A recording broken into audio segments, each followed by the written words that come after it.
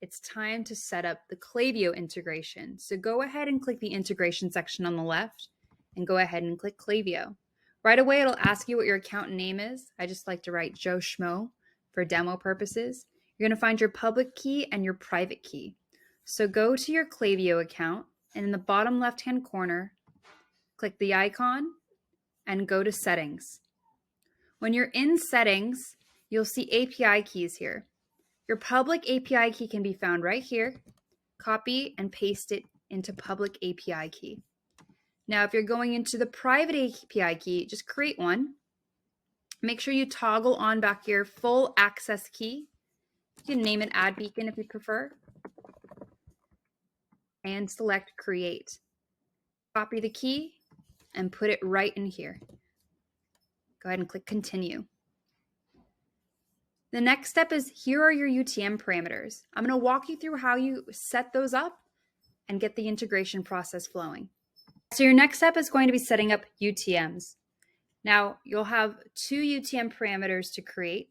Right away you go into your Klaviyo account. On the bottom left-hand corner, click settings again. Once you're in settings, there's UTM tracking on the right-hand corner.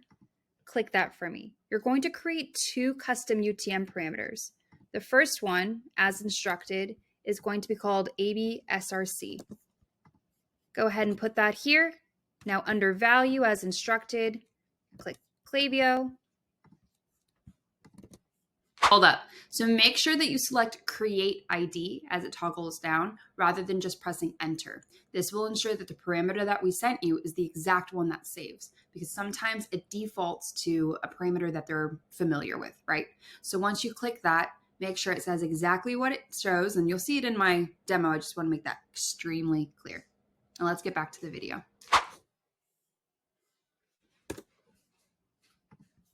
And here, flow value, Klaviyo.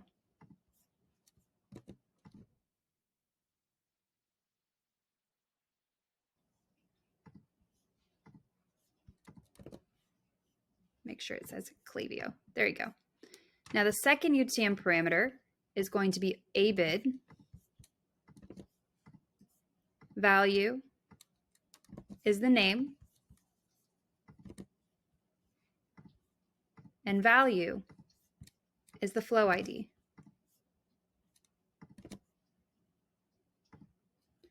Now what's very important is you want to toggle this on to automatically add UTM parameters to these links. And the reason why is that every single time you create a flow, these UTM parameters will be in place. So just make sure you update the UTM tracking settings.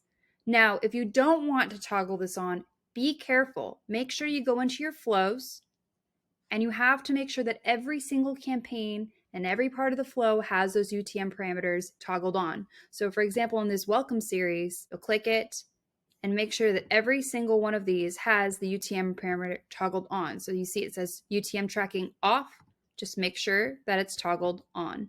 This is to ensure that we're tracking correctly. Once all of that is good to go, you just go ahead and click yes, I'm done, and you're set up